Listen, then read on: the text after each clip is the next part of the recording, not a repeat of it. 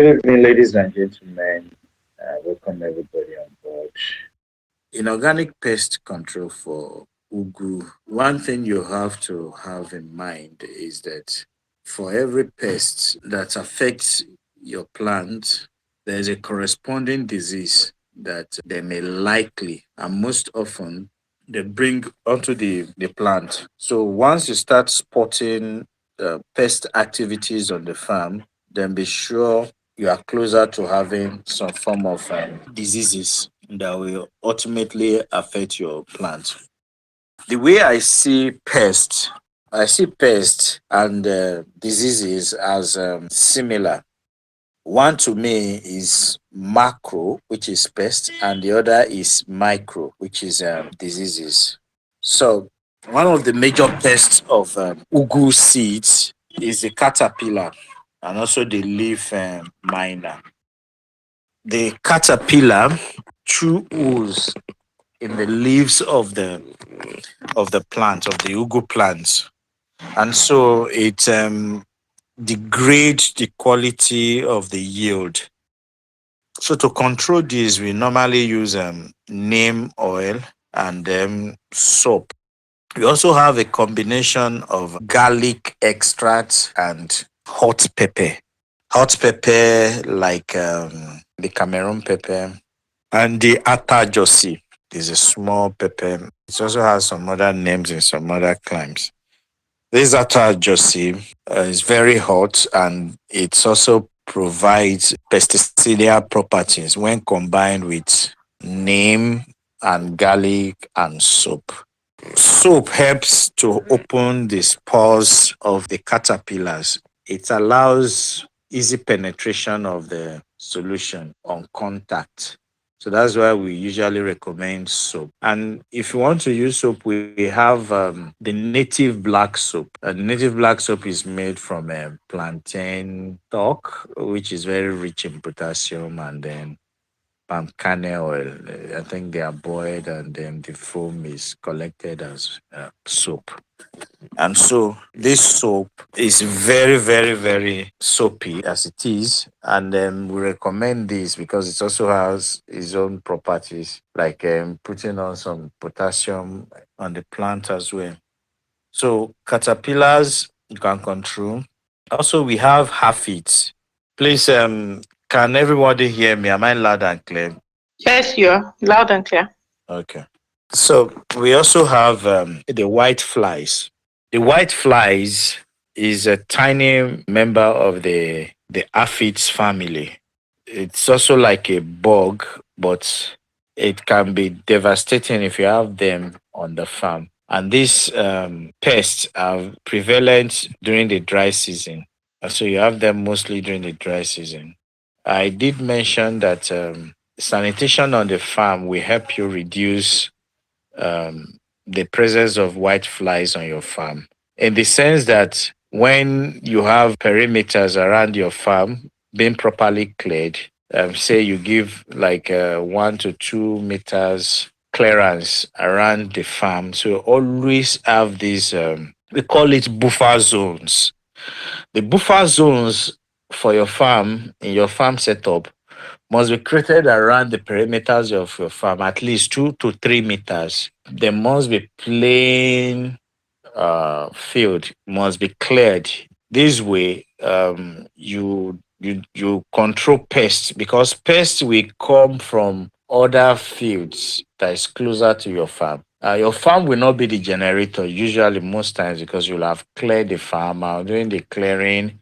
Remember, when you slash plants, there's this smell that oozes out, and all these send signals to the pests that something dangerous is happening, and so they all leave the farm. So when the farm is clean and clear, it's difficult for pests to begin to come in and have a feed day. But they will prefer the bushes around the perimeters of the farm, so they lock around. And so if you keep enough distance from them, more likely you discourage migrations of pests directly coming into your farm. Instead, they prefer to go to where it is easier for them to access. and which are the weeds that are growing off it, especially when you clear the perimeters around them. So it is important you keep proper sanitations on your farm. You clear them of weeds, and then 2 to 3 meters perimeters. So this helps to control white flies, because white flies are tiny bugs, and but they are very, very, very intelligent, in the sense that when you start spraying, ordinary soap can actually kill the white flies. When you start spraying, if you spray for the first time and you kill a good number of them, the next day they will have adapted to you coming to spray. And so the moment they start hearing the nozzle of your spray, the noise of your spray, they fly away. If fortunately you have bushes around you, they just lock around the bush, they fly to those bush nearby. And then as you pass through, after spraying, they return back. Before you even finish spraying, they are back to the starting point. When you go through them, you see the and they come in droves. And what they do is that they suck um, the sap from the stem and the leaves of the plants, and so they take nutrients away from them until they kill the plant. Also leave some sticky yellow um, uh, patches on the plant. Apart from that, they also transmit diseases, which is the most important. So, like I said, smoke, liquid soap. You can liquefy the normal black soap, native black soap. You can liquefy it by liquefied by um, melting them in hot water. Okay, you just put when you get the black native soap, you just add some small quantity of water that is enough to melt it, and you cover. You stay and you cover for like 12 hours, and then everything turns into liquid. And then some do have some particles in it, so that it does not stick to the nozzles of your spray. You can now sieve it, and then you bottle it. And when you want to use, you can start introducing it into your sprayer to spray as a liquid soap. So you can liquefy native black soap like that, and so you spray the white flies. We also have grasshoppers and beetles. What they do is they eat a lot of the leaves. They feed heavily on the leaves of the ugu leaves. They love them so much. So neem oil spray with the ginger, garlic and the neem extract. In fact, what we normally do on the farm is that we have this neem tree. Usually, whenever we have a farm, we don't destroy the neem trees on the farm. We nurture them and grow them well. So we take their leaves, we usually have a drum there. We take their leaves, we cut the stems of the um, neem leaves into the drum. We add uh, neem cake. We add neem cake into it. We add sufficient water, and then we cover and ferment. After 3 days, we take water from there. Is what we use to fill our sprayer. So the sprayer, we can now grind fresh garlic. We blend fresh garlic, we sieve and put in it, and then hot pepper as much as we want, as hungry as we have, based on the destructions of the pest. And so we sieve and then we put in the container, and then we add our soap and we spray. Now there are techniques to spraying. Um, Usually the pests have understood that most times people find them on top of the leaves. So most of the um, pests prefer to stay under the leaves. So when you are spraying, you spray under the leaves. And in the case of maize, I have a farm I was consulting for, and so I just teach them how to spray, make these solutions, and then I just walked away. And they keep telling me the solution is not working. And so when I now got there, I discovered the maize farm, they were just spraying the leaves, just the leaves of the maize plant.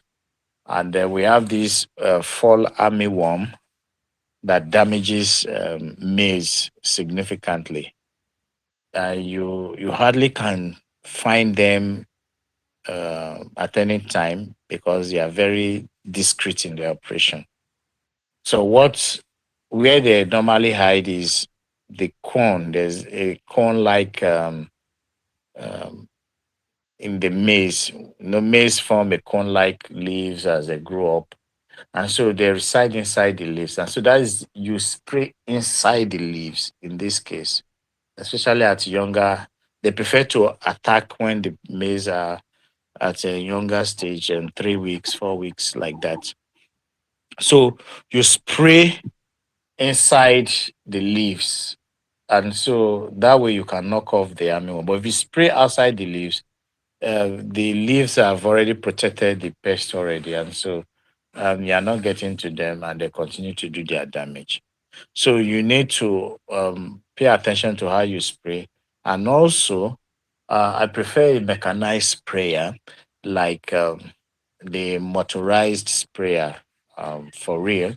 The advantage there is that it makes the job very fast, and also it delivers the spraying efficiently because it comes in a powerful mist because of the machine that is doing the uh, pushing out the pressure instead of the hand-held sprayer. This is especially for big farms. So, but if you have a smaller farms and you're using the handheld sprayer, it's all good too, but you have to do more. Water contact alone is very, very potent in pest control. Even for humans, if someone pours you water suddenly from the back, you react suddenly. And so sometimes when the pests react with heavy dose of pressure from a sprayer like this, it can even kill them before even the pesticides is delivered to them. So the spraying, the methods how you spray under the leaves, inside the leaves, depending on the structure of the, will makes the pesticide you've just prepared very efficient. So let's look at common diseases that you can find in on ugu and how to treat them. So most fungal control um, in organic farming, we use the liquid sulfur. So the liquid sulfur is part of the tools that we have here, and also even the liquid smoke. Talking about the liquid smoke, we talked about the liquid sulfur. So the liquid sulfur is a very powerful fungicide. When you spray on it, it creates a kind of shield on the plant for fungi spores not to begin to build up. So those who are growing plants like egusi and all the rest, you need to wait a bit before this back-to-back rainfall is totally out of the picture before you start growing egusi, or else you have a lot to do with fungi because fungi love them a lot. And so you spray the fungicides, especially the liquid sulfur on them, and then you get very excellent results because it inhibits the growing of the fungi spores. So we have the brown and black spots, which is the leaf spots on the ugu seed. So some farmers do not even know. They just notice black spot and they just didn't care. They don't know what it is. It is a kind of fungi disease that needs to be treated, or else it spreads very well, and so it damages the leaves for you. So, like I said, you use the liquid sulfur to control it. And sometimes the copper fungicide is allowed in organic farming to control fungi. And then one easy way to control fungi is to allow airflow, proper airflow within the plant. If the air around the plants um, um, flows easily, they are not bushy, they are not too compressed. So you need to harvest those leaves so that the air can flow in between them easily and then doesn't build up humidity. And then we have the downy mildew. The downy mildew is a powerful fungi disease. You have those yellow patches on the leaves of the ugu and um, under the leaves. And then you have something like a fuzzy mold, like mold, white, fuzzy white mold around it. That is downy mildew. And so you also use liquid sulfur to control it. Sometimes you can also use milk in a bit uh, downy mildew. Milk, um, like a liter to 10 liters of 1 part to 10 parts of water can be used to spray, and then you get downy mildew knocked off. And also you can use potassium bicarbonate, which is allowed 1 teaspoon to 1 liter of water, 1 tablespoon to 1 liter of water. Sodium and potassium. Not we have sodium bicarbonate, we have potassium bicarbonate. So potassium bicarbonate is very effective control for downy mildew. We have the root rot, um, which all of a sudden you just see the plant withers suddenly. And then when you look at the root zone, you see these brown bonds, the root turning brown around the roots, the stem close to the soil, turning very brown. When you pull out the roots, you notice everything looks burnt out. Um, that is root rot. So to avoid this, one way you can do is do not allow water to be waterlogged. You don't want to drown the. Once it is waterlogged, you are drowning the roots. You are drowning the root. The root is struggling to survive in that circumstances. So always make it a drainable medium. That's why the soil composition. You also have sharp sands in it so that that drain easily and doesn't retain that too much on the. They need water, but they don't need water that too much to retain on them. So to help with this root rot disease, if you notice, let's say you have them on the line and then one has started suffering from it, you can use neem cake. So what you do is you get the neem cake, you soak it in water overnight, and then you add liquid smoke to it, and you sieve out the water, and then you use it to drench those areas of the root zone. And so that way it will help control. You can repeat that every week until you notice appreciable um, response from the plant. And then you have the mosaic virus, which is the viral disease. This mosaic virus also very similar to what you observe in cassava and the rest. So what it does, you have those spotted yellow green leaves. So you have this spotted yellow green leaves on them is a viral disease, and it is recommended um, you destroy the plant completely so that the disease will not spread. You uproot and then you destroy completely. And if it's becoming prevalent, then you have white flies that is really troubling you. So you need to um, control white flies. White flies, like I said, will bring viral disease onto the plant. And so you must control white flies at all cost. Where you notice the mosaic yellow patches on the yellow green patches of the leaves and it spreads, and then you have stunted growth. So those are the ways to control the diseases of ugu. If you're able to do this successfully, then you have excellent yield.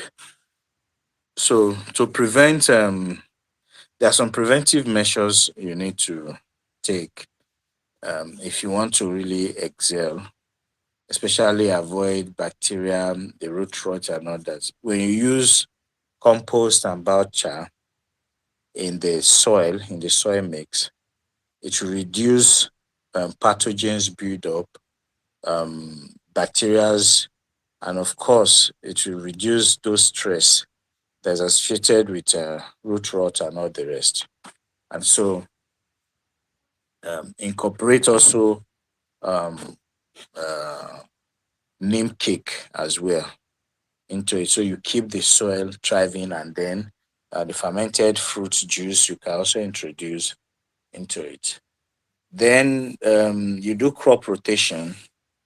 So, like I've said before, you don't plant ugu on the same plot every season. So you need to do a kind of rotation.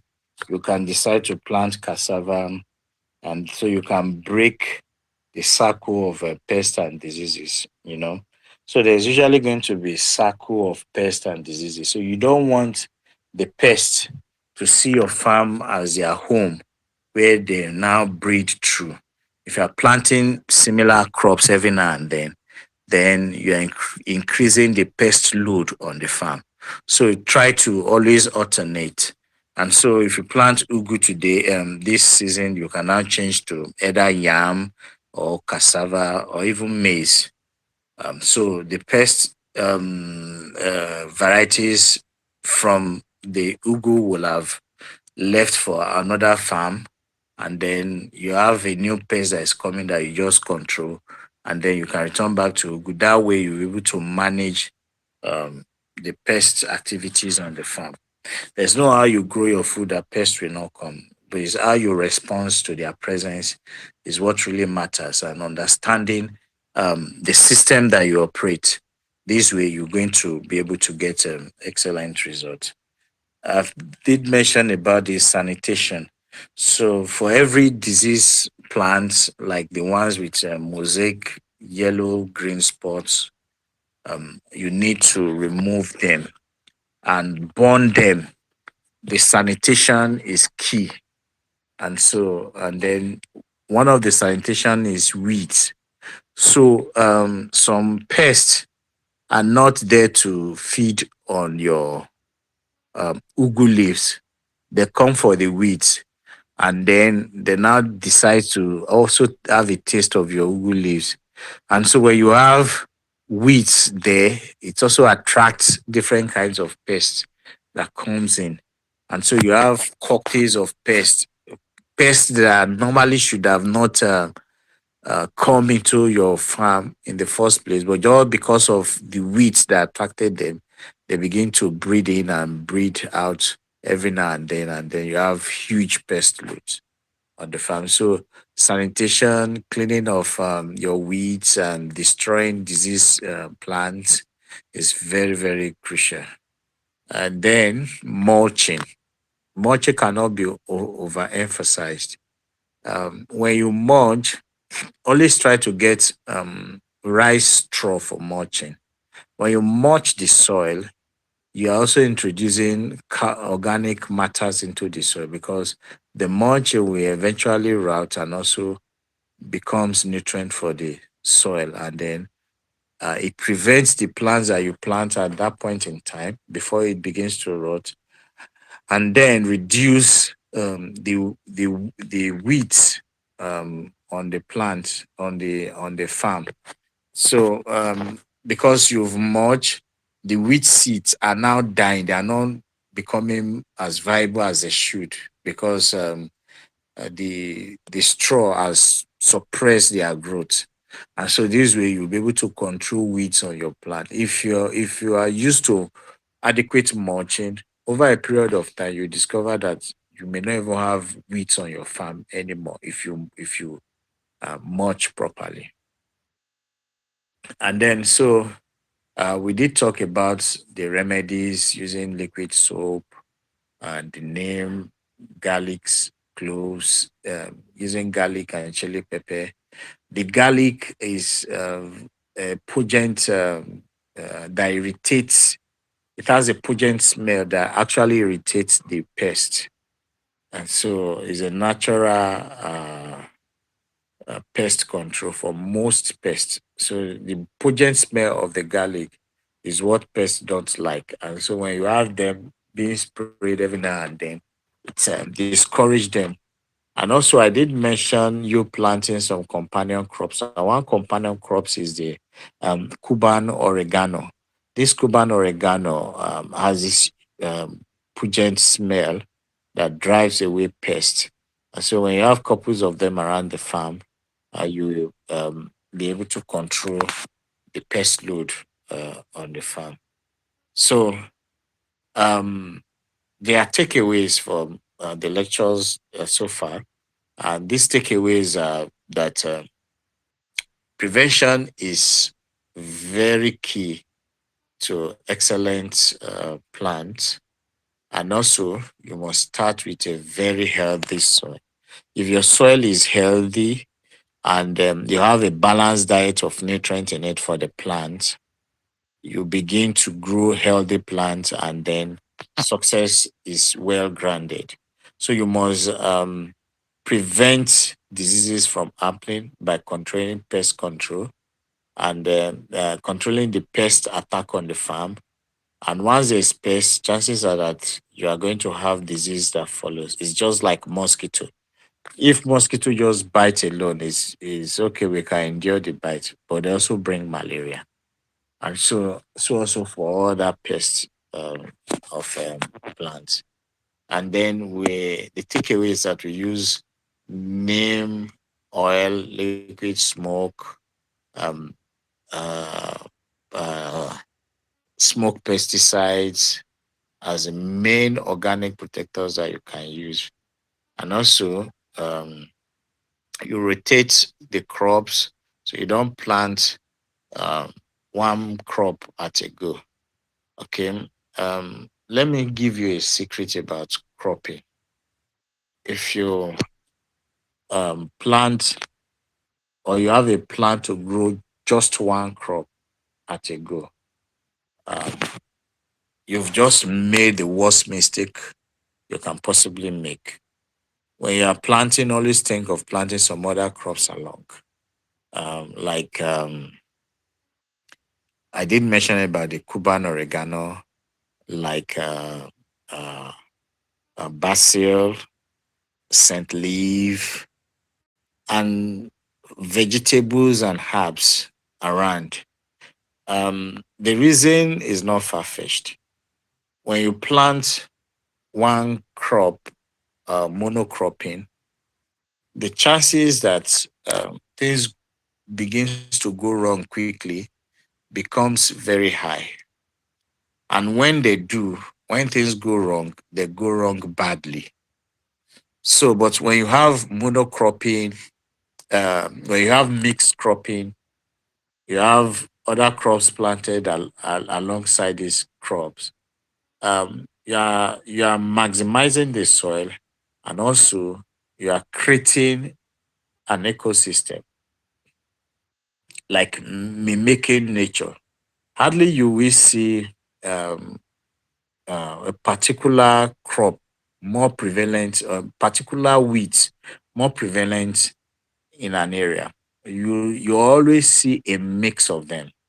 There's reason for that, and that is their survival in the wild. So you wonder how weeds survives in the wild. Why pests do not love feeding them. They love feeding on them, but because of this ecosystem of varieties, it has made them survive and continue to regenerate and reproduce year in, year out. So if you want to also enjoy yours, also look at producing mixed cropping, lots of crops, introducing spices and all the rest into the farm. It's going to so harvesting and then post harvest handling.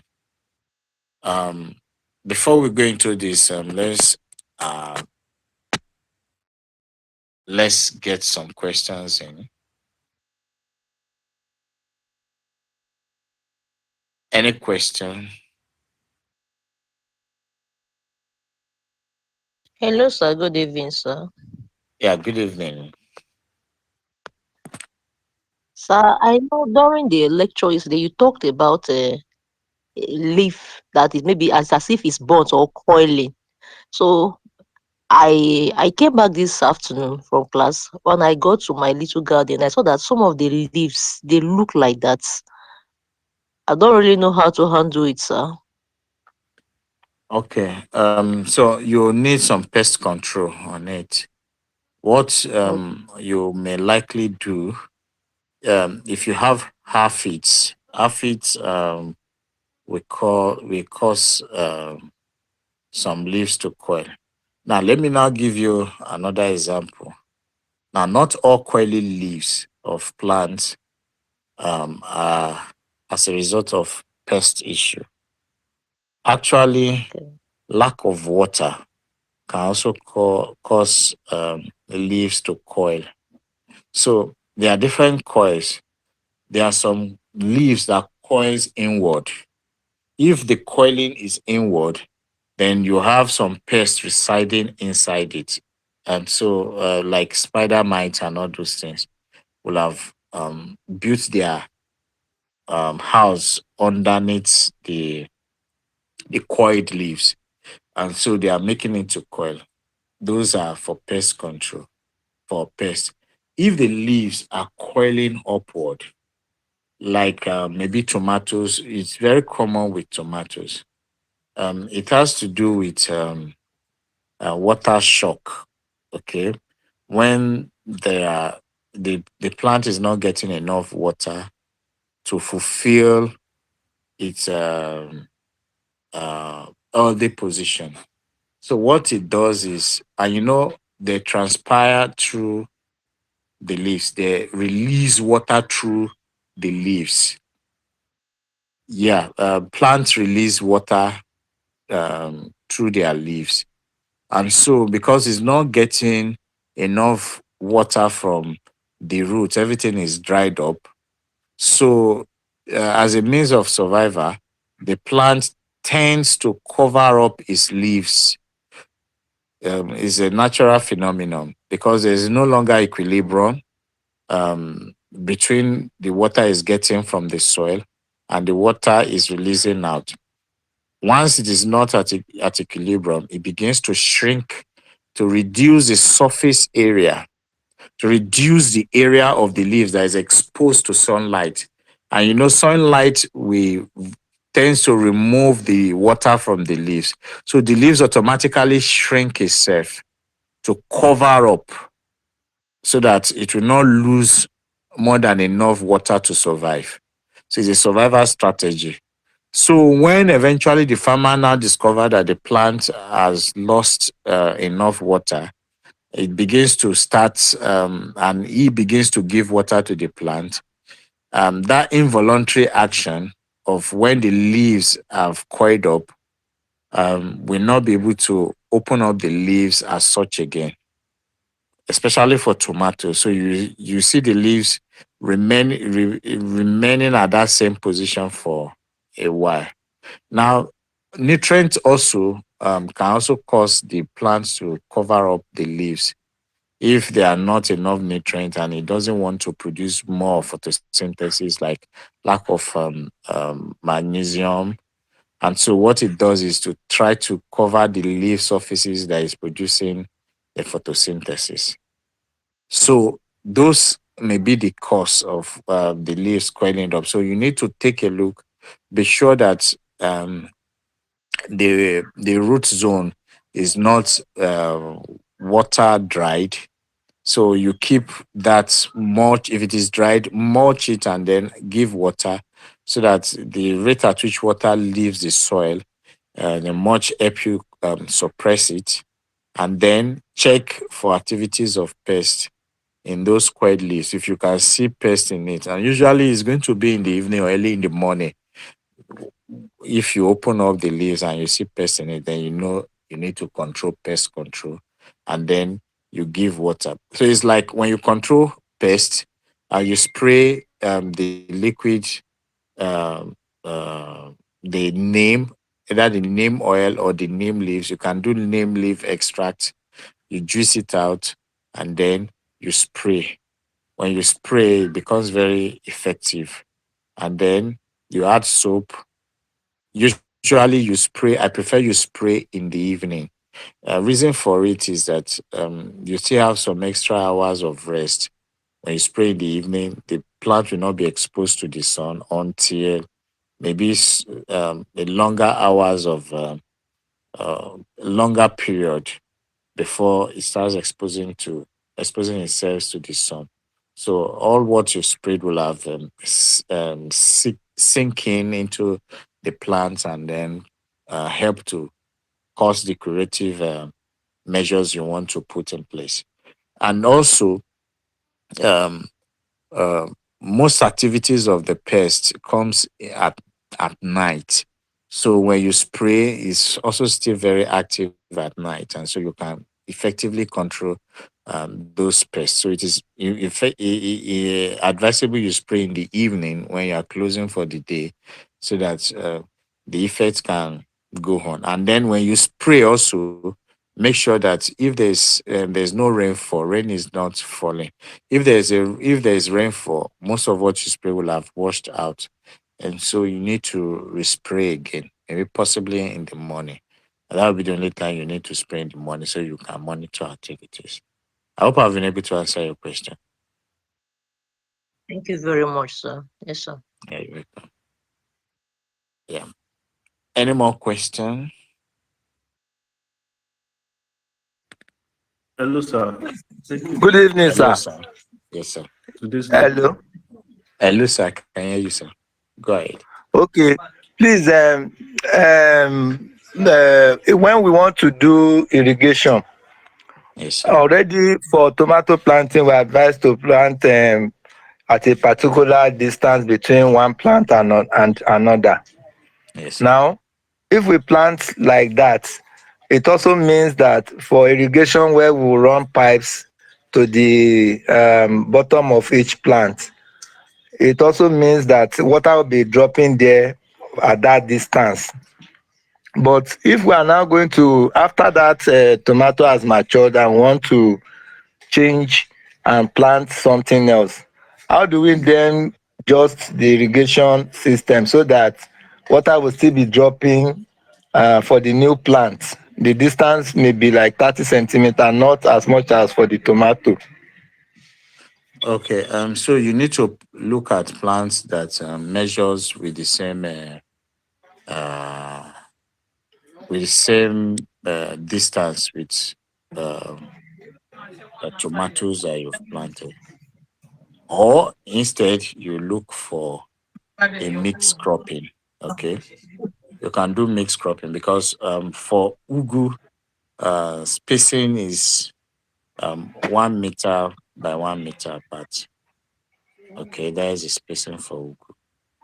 And so if you are spacing 1 meter and 1 meter apart, to cover the space of the hose, if you are reusing the irrigated uh, uh, system that you have in place already, and so you can consider planting some other plants, maybe You can plant ginger. You can decide to plant ginger in those spaces. You can plant some other leaves, turmeric. You can plant things there. Okay, but if we plant like tomato now and want to mix it with say scent leaves, Yeah. the scent leaves will not be having water since they will be in between the plant.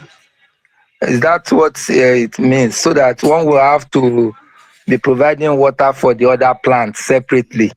No, no, no. What I mean is that if you plant tomatoes and then the next, you can plant scent leaf in the next space.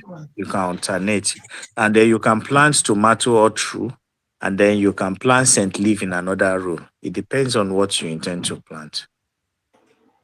Okay, You okay, can decide to plant scent leaf in a row, and then you can decide to plant them interchangeably.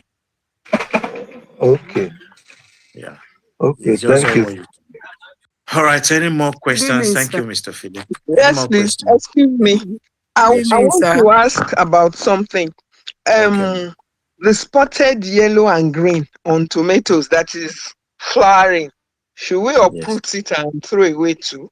Or there's something we can do to keep it? That's one. Then two, eh, some of us just have gardens, not farms. How do we now do how did you call it, crop rotation, when we have pots for ugu, pots for spinach, pots for, how do we now that means we won't plant ugu like for a season or what? I don't quite understand that. Now, um, when you have potted plants, you Yes. can move them around. They are Okay. movable. You can move them around as much as you can. You see, potted plants has this advantage because when you have different varieties, you can put them side by side. They are Mm. not having to feed from the same soil. You understand? Yes. Uh-huh. Yes. And so you don't have issues with nutrient demand. So there's a whole lot you can do with them. So you can interchange their position. It's a movable garden.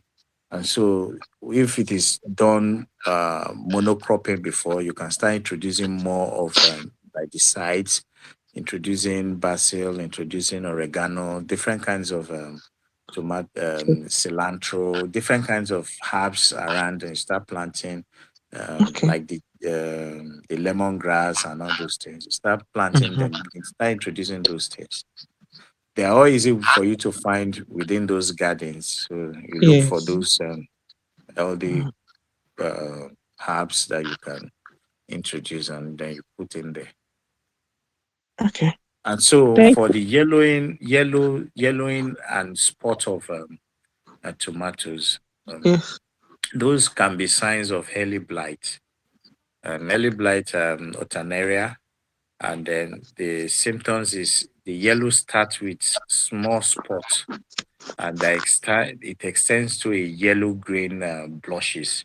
And Mm. so oftentimes it comes in these um, concentric rings, like these round rings. So when you have something like that, it's usually going to be on the older leaves, the lower leaves at the bottom. There's where you Yes. find it. So you can remove those affected leaves, and then you can use the liquid sulfur. Use liquid sulfur. If you can't, there's what we call trichoderma. We have two types of trichoderma viride and trichoderma azanium. You can use both, and then do well to improve spacing and airflow. If you're able to do this, and then it will be perfect. Also, this can also be a deficiency of magnesium or even nitrogen itself. Okay, and so it might arise as a result of maybe giving some certain nutrients too much. So I in the tomato lesson, I did mention about when you put in some certain nutrient, it blot out the assimilations of some other nutrient. So you do as little as possible when you are giving nutrient. So if magnesium is being blotted out from getting uh, access to it, then you're going to have this deficiency. So always ensure that you have a balanced nutrient on it. Okay, thank you. Did I answer your question? Yes, but I don't know what liquid sulfur and all those things are, so I won't know how to apply this. Yes, just communicate with Madam Esther. So she will arrange how you get that. Okay, thank you And very then just much. sorry, just to add something to what Mr. Asaka said, it's all about building or growing healthy plants. And just like with human beings, the best way to do that is to have a balanced diet. So the key is in your composting. As much as possible, have a mixed variety of organic matter. Of course, even you as a person, or rather, all of us, we eat variety of foods. So the waste from those foods, would actually form enough of a variety to build healthy soil. And once you have healthy soil, you have healthy plants. So that's one way. Preventive is actually the best way to go in organic agriculture. So that's one approach to have to at least know that you are putting your best foot forward in making sure that you are able to grow healthy plants and need less of having to deal with diseases. Yes, I quite understand, but I'm talking about plans that are already in place now. Now that I've learned this, for future, I will start right. But this one, they are growing, but they're not having the problems. So I was wondering whether I should just uproot the tomatoes and forget about them, or if there's something I can do to remedy the situation. What age are they now? At what age are they? They're already coming out with flowers, but the flowers are just falling off.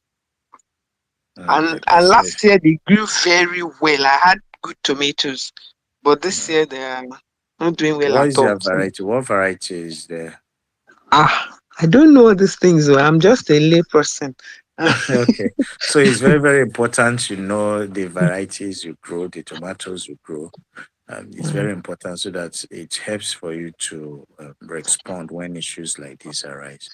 Do you give compost tea? Do you have compost tea? Compost that you make for them? I give plantain tea and then cow dung tea.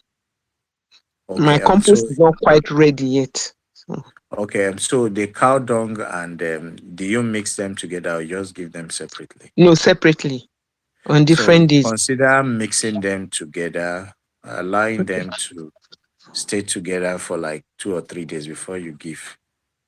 Okay. Okay, sir. Mm. Thank you very much, Give sir. them in combined. Okay. All right.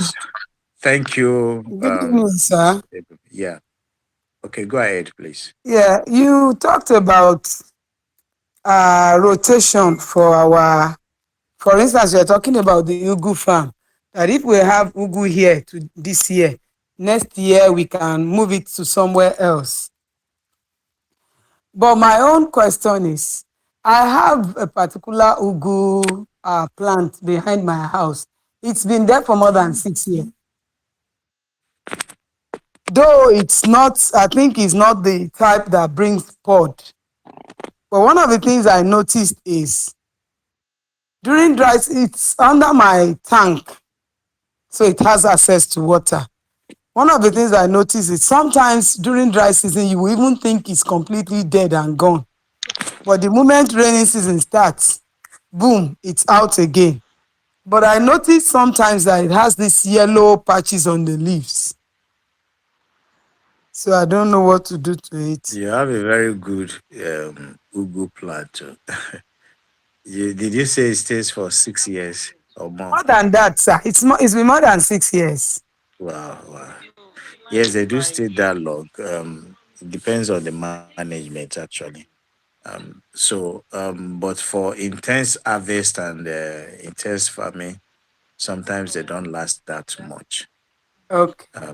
That's why we're recommending. So if their year is gone, you need to Time start they can start producing well from it. rotating the is for It's the a very soil, good for species, organic. very strong. Out of Yeah. all of them, it's the only one that didn't die. It looked as if it's dead. It started growing back. Eh. This Yeah. person is Sometimes disturbing us. Páìpù wo lẹ sometimes fi it's gbé like gbà that. bẹ̀yẹn torí Ọlọ́run? Ẹ má pa úgú mi o. If you can manage the plant to produce seed, it will be Mo ti okay ní for kẹ́ ẹ gbé you. ẹgbẹ̀gbẹ́ yẹn lẹ̀ fún mi. Okay, sir. But it brings out Ibo lẹ flowers. fẹ́ gbé páìpù gbà? Yes, possibly Ibo what lẹ you fẹ́ will gbé do páìpù? is possibly is bringing out a male or Ẹ female kò gbà flower. bẹ́ẹ̀ náà. Ibi ni páìpù We yẹn gbà. have different plants with different sex. So Okay. possibly you can grow some other ugu beside, and hopefully you have a mix of those sex, and then Okay. the insects can cross pollinate, so you can have that species. It will be okay Okay. if you are able to reproduce that ugu seed. It will be All very right. very okay. All right. So I'll give it a try then. Yeah, Maybe I'll please clear do out the plant other some things ugu seed around there. beside it. You can plant as much as 5 or 6 ugu seeds around this and see if Oh, the cross pollinations to produce seeds from there. all right. All right, sir. Secondly, sir, I have a little challenge. I Okay, planted beans in my compound. okay, Somebody gave me a species of beans, these standing beans. okay. But I noticed that mine started crawling, though she was saying obviously my soil was very fertile. That's why it has to crawl. And it's 2 3 months I've been harvesting from it. But there's a particular side where I planted. I just noticed that some black ants or whatever is just coming on them. I I squeezed neem leaf, filter, I mean, sprayed it on it, but I'm not getting any positive whatever. So I don't really know what to do. I don't understand what you mean by standing beans. Is There's it this because particular species doesn't really crawl. It stands and it has a seed up. okay, uh But after a while, it started crawling. So when I told the person that gave me the seeds, she said probably the soil in my because she asked me if I use fertilizer. I said no. She now said obviously my soil is very fertile, okay? and I've been harvesting from them. In fact, I have quite a lot on my tray here that I've brought out of the What is the pods. color? What is the color of the beans? It's the white beans, not the brown one. Okay, just like normal white beans. Yes, normal white beans. Okay. And But beans attract pests a lot. You sir, understand? Just like okay, pepper and okra and all the rest, they attract lots and lots of pests. okay. So you said you have spot on them. The thing comes on them like this. Is it black? It looks like ants just covered. You just see it covering the pods of the beans and all that. So I decided to squeeze out neem juice from the leaf and I sprayed it on it. But I'm not really getting any result as I think or so. I don't know what to do on it again. Okay. Have you considered adding some pepper to the name? No, I've not done that. Okay. Because major pest of the leaf beetles, like um, bugs and tribes, and also aphids are major pest of bees. And then we have the pod borer, the Okay. Marucuna vitrata. This called borer, um, a major pest. They bore holes into the um, Yes, I pest. noticed it on some of them. Yes. So what you can use to control, you can use take garlic and also hot pepper, Okay, neem extract. okay, Spray. You are not spraying. You spray today. You spray tomorrow because of their infestation. and then you Okay, I should do watch. it every day. Every day you watch. You add some little soap to it, then you watch. Okay, so Um, liquid but soap, right? Because you were yeah, talking about black soap now. I don't you really have can use access to liquid black soap, soap. but I produce You liquid can soap. Yes, you can use liquid soap. All right, You can use all right, liquid soap. And all so right. you watch, you So see, liquid but soap, neem pest, extracts. yeah, Mm, beans are okay, really attracted to pest. They are really, okay. really attracted to pest. In fact, there's a particular site now I have been struggling with them, though the other sides are good. So one of the things I did to this morning when I harvested some, the cutter that I used to harvest, when I took it to the kitchen, I had to pour hot water on it so Mm. that I don't take it out to harvest again and transfer the infection to the Disease. other side. Yes, that's the best way to practice it. That's the best way to Oh, go all about it. right. The pest can turn the whole leaves into lace. You know, lace, beautiful lace. That cannot be won by man. Yes, I can. And in a moment. So just use the name. Just try it over time and to reduce your population. So I will squeeze out some neem extract tomorrow morning again and try it to see. Yeah, yeah. Well done. I'm grateful, sir. Thank you, man, for this. Thank Thank you. you so much, sir. Yeah, you're welcome. Yes. Any more questions before we round up and finish our training for the day? Okay, Good so we've gone past normal time, but let's quickly round up. And so let's understand how to harvest. So you can harvest for two main purposes: for leaf production, the main commercial product which you are planting your ugu seed for is for the leaves production, and also for seed production, which is either for next planting season. You are selecting some of your best seed for next planting season, or you are selling the seeds. It's also bring money. When I mean money, it brings lots of money for you. And also for seedling production, which is the foundation for this training. So you see, Ugu seed is a money spinning venture. If you can try it, you will enjoy it. So, and also timing matters um, when you are harvesting. Um, if you harvest too early, the plant will not um, quickly regrow or quickly adjust. If you harvest the plant before maturity, um, they begin to suffer. So and then eventually you're going to have poor yields, and then the plant will not give you what you want. Excuse me. And if you harvest too late, the leaves may become tough, and then it lose the market appeal. So usually you harvest between 6 weeks, 6 weeks after transplanting, 8 weeks after transplanting. Watching the plant development. Some develops very rapidly, and so you can even start harvesting 4 weeks. But I recommend you allow it to stay for like 6 weeks, and then 8 weeks that you start harvesting. Especially when they have fully grown leaves for you to harvest. So the harvesting method is you cut, and then you come again, and then you cut, you come again, you cut, and that is a preferred method. So you use very sharp knives or scissors to cut. So you cut out matured leaves like 5 to 10 centimeter above the ground. And so that way, and then you leave the younger shoots, and then the inner leaves for it to grow. So the younger shoots are left. You don't cut younger shoots, you cut older leaves, matured leaves. And then if you are a plant is trying to vine out, you allow the vines to complete.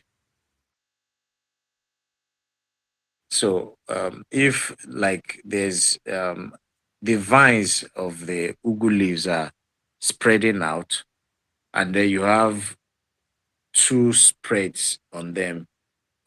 The bigger ones is from where you harvest. The younger shoot to allow the shoot to establish itself. Then you can now harvest the leaves from them. And so you don't harvest shoot. Remember, you don't have harvest young shoot. You don't harvest. You allow the young shoot to mature, and then you harvest old leaves.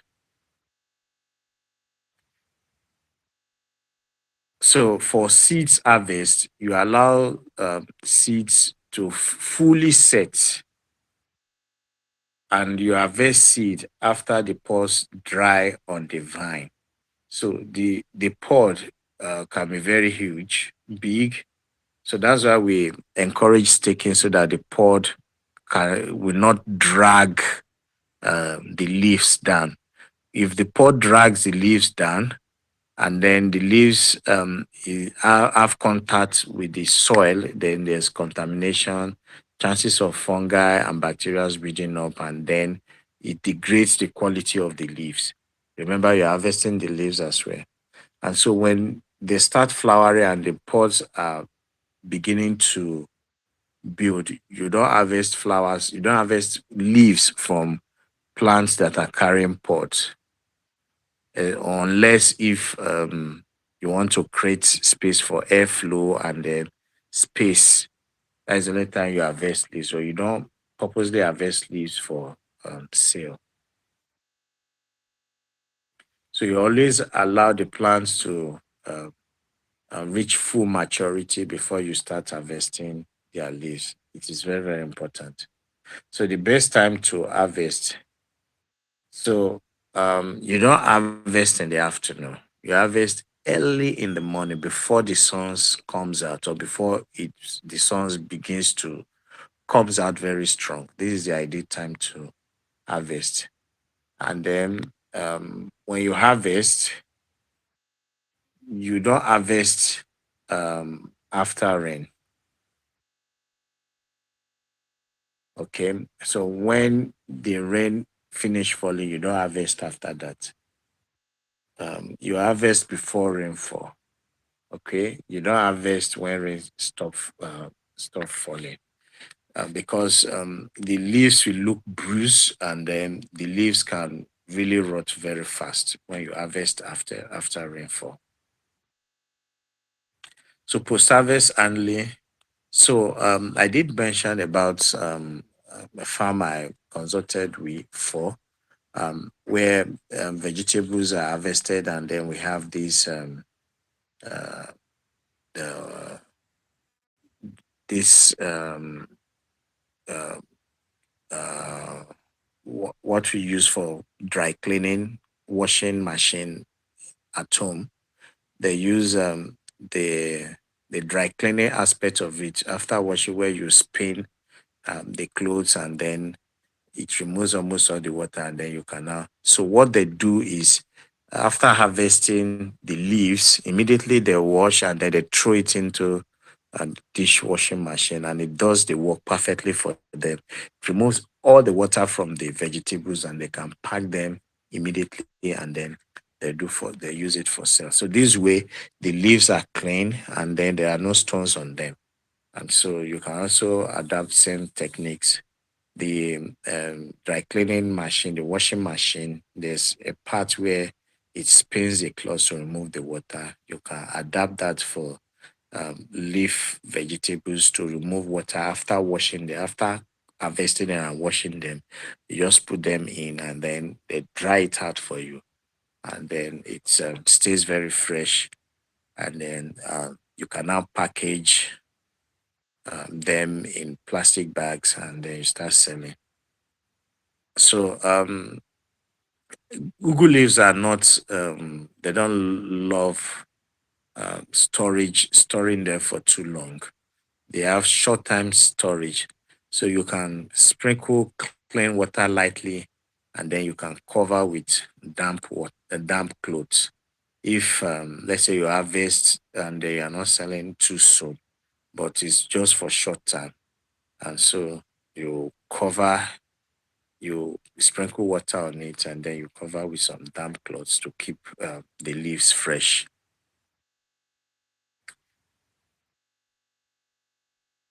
So, but if you are transporting for a very long distance, maybe 3 4 hours, so you can cut, and then you place in jute bags. You know those jute bags. You place in jute bags. It stays there, and then you can sprinkle water on the jute bags just for moisture to retain the nutrient, the moisture content in them, and then this you can transport for a very long distance. So you need to avoid tight compression. Ugu leaves, they bruise easily. They have those bruises around easily, so you don't compress them too much when you are transporting them. Like I said, for a very long journey, you can sprinkle a mist of water, not soak in water, just a mist of it on it. And then, first, what you will never do, or you should never do, you never pack ugu seeds under direct sun. Okay? Never pack them under direct sun. Sun will dry them out quickly.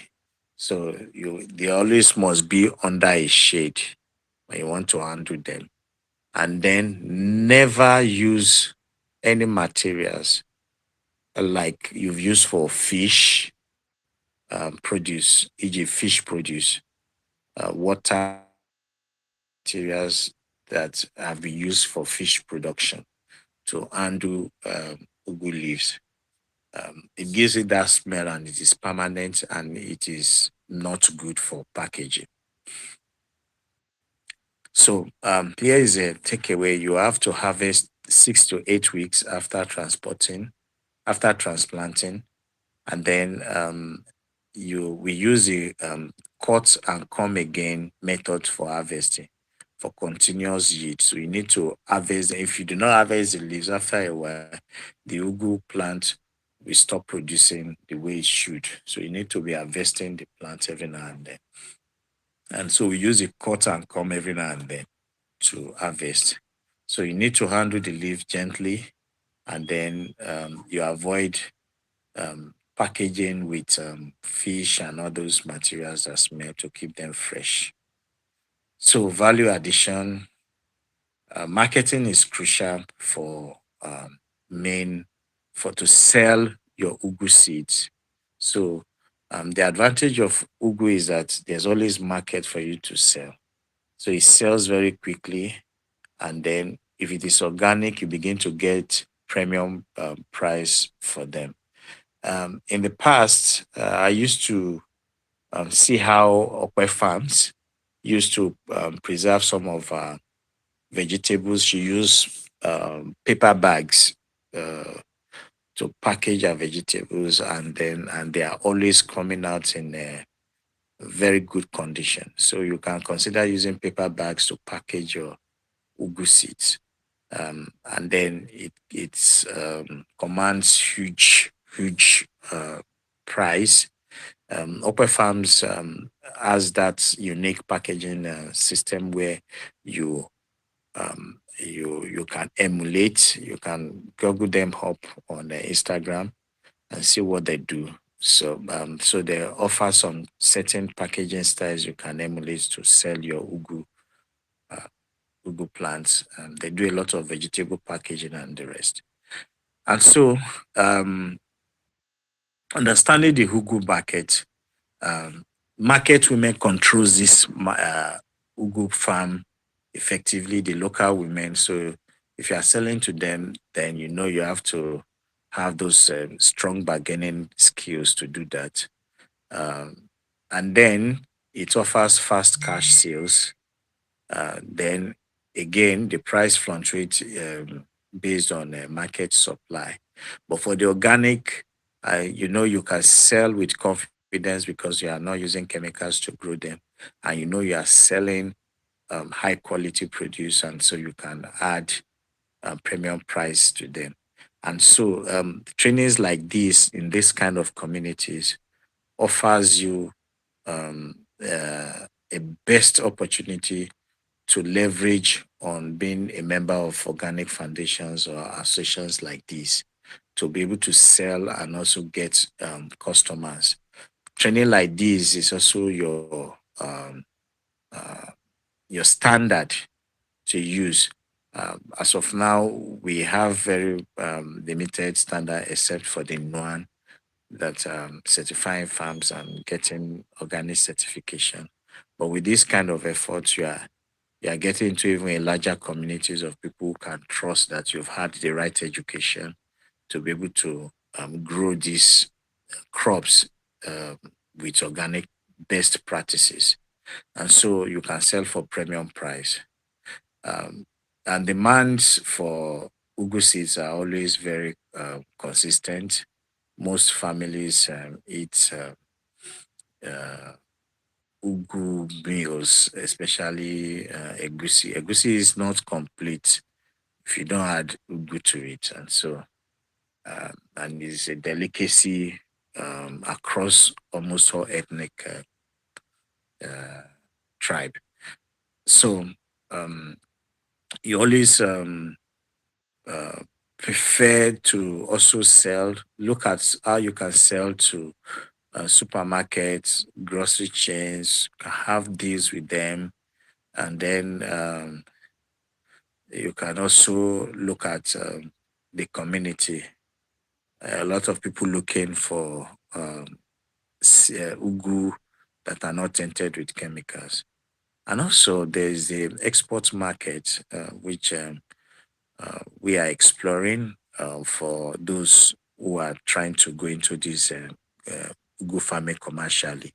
So we are looking at the export market. A lot of Nigerians in diaspora, US, Canada, Middle East, they demand ugu um, at some point and in very large quantity also. So what is the pricing strategy? The golden rules is you sell by value, not by weight.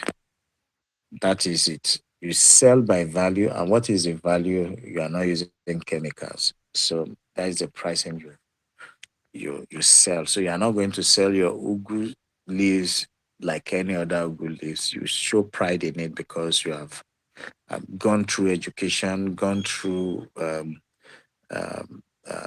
purpose of growing them without chemicals. And so it also has to command value for it. So you must also present it in a way that is neatly branded and packaged to even attract higher price. Okay. So um, and branding and packaging is one of the key areas where I did mention about paper bags, brown paper bags. You can look at it and see how you can incorporate it into your packaging system. You have the grown organically. You can be on it 100% organic. Can put the harvest date on it, and then your contact name, and also farm. The advantage of you selling directly to your consumer is that you remove the middleman. Your price can be a bit lower, but it's also premium price, because the market sets the price.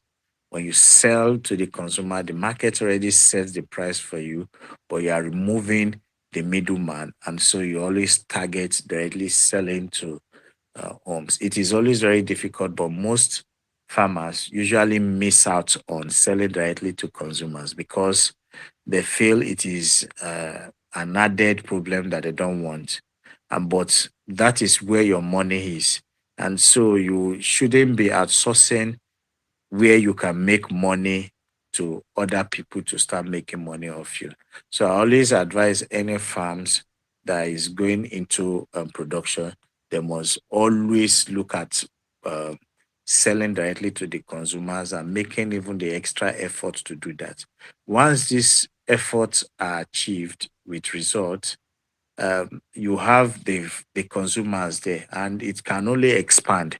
And so, if it continues to expand, you continue to have more market value for your product, and then you are selling directly to consumers, and you are fulfilling your own wish of selling directly to people that really needed this produce and value your efforts for what you've done.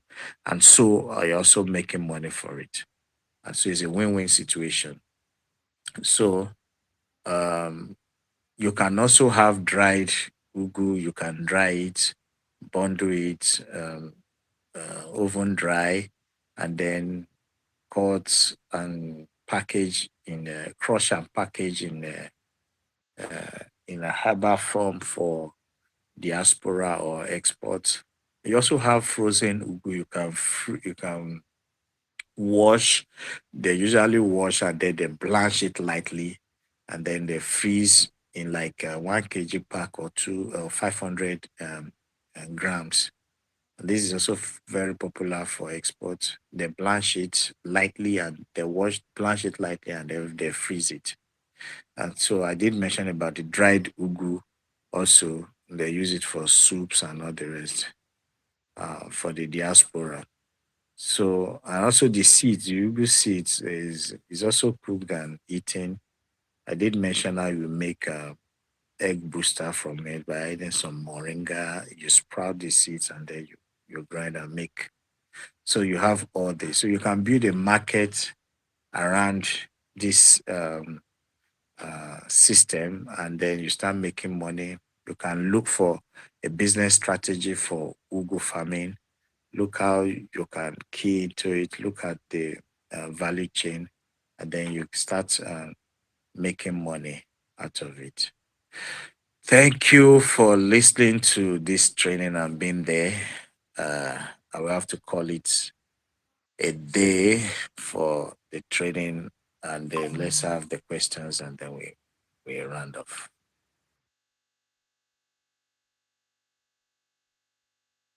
Any questions? Yes, sir. Good evening, sir. Yeah, good evening. Yes, I've been trying to ask this question, but it's good you've rounded up. Please, can Number you speak a bit louder? I can. okay. Can you hear me better now? Okay, can manage. All right. So, sir, I just want to confirm for me who would like to do ugu tomato commercially, not just as a gardener. Um, how many like plots of land would be okay? Because you also mentioned mixed cropping. So if I want to go commercial and I do not just want to plant only ugu or only tomato, like what can you advise? What should be, and since I'm starting for the first time, what should be the size of the? Then my question two would be, I like to pick a location that is close to the swamp. Uh, but you mentioned roots rotting. So in that type of case, would you advise I just go for a jute bag, prepare my compost, or I can still plant on that type of soil? Come again. What did you say was wrong with the soil? It's close to the swamp, and the soil is always damp. So I'm thinking, will it Google tomato? Will it work in that type of soil where No, no, they are not going mostly? to. They are not going to work. Okay, So let me tell you what swamps are like. Swamps are moldy. They have more. They are like clay, okay, right? Yeah, and so the water yes, is always there, and so you're not going to get excellent result for it, specifically for tomatoes. Tomatoes dislike such place. okay, Ugu can manage, and for a while, and also it goes off again. So you're not going to get excellent result. Look for a well draining area, a well drained soil, sandy loamy. Okay, sandy loamy is perfect. It retains water. You can do pure irrigation. Always plan for irrigation. If you want to do okay, commercial, your commercial starts from 1 hectare. Okay, at least Okay. you look for about 1 hectare. It's a medium scale commercial actually. One hectare is a medium scale for commercial Mm. purpose, and then look that you can exploit. Okay, for large scale, it starts with about 30 plots plus 30 plots It's like land. That two is hectares. above 2 hectares. Okay. If there are any further questions, I'll maybe drop it No, no on the group. problem. Okay, let me go to the comment section. Okay. Okay, mix ratio for the neem oil, insecticidal soap, garlic and cayenne, neem cake and liquid and smoke. Okay, for the neem oil, you can use for 16-liter soap, 16-liter neem sprayer. You can actually use 50 mils of the neem oil. Insecticidal soap, like 4 or 5 tablespoons, will be okay. Garlic, as annoyed as you can be, you can't overdo it. So if you want as much potent as you want it to be, but it must be freshly grinded so that the pungency will be much. And then cayenne pepper, same way. Neem cake, about 200 grams of neem cake would be perfect. Liquid smoke, you can use 50 mils of liquid smoke. And so with this combination, it will be perfect for you to ward off pest effectively. All right, I'll be calling it a day. Thank you, sir. Thank you. Thank you so much. Everybody is so grateful. I mean, it's been a wonderful opportunity to hear from you, from your wealth of experience. And obviously, all of us, we are beginning to feel more like real local farmers and on the way to becoming pro. So thank you very much, Mr. Saka. Thank you so much. You are All right, blessed. thank you so much. Yeah. Okay. So, tomorrow, Masterclass continues with tomato. You know, this is the 100-day tomato dash. Inside of us, we all know, we say it all the time that agriculture is our mainstay in Nigeria. And now that we're out there wanting to walk the talk, we must not go tired, please. I know that it's been pretty intense this week, and it will continue to be, but it's worth the while. I hope you all agree with me that it's worth the while. Yes, please, if you do Yes, it agree. is. Yes, yes, Yes. it is. Thank God. Thank God. So tomorrow then, say tomato, say abundance, Abundances. say abundance, say Thank you, tomato. tomatoes. Thank you, everyone, and have a wonderful night. Lovely night. Same All to Good right. you. night. Take care. Happy night rest, Good everyone. night, everybody. Thank you very much. Good night. Yes, good night.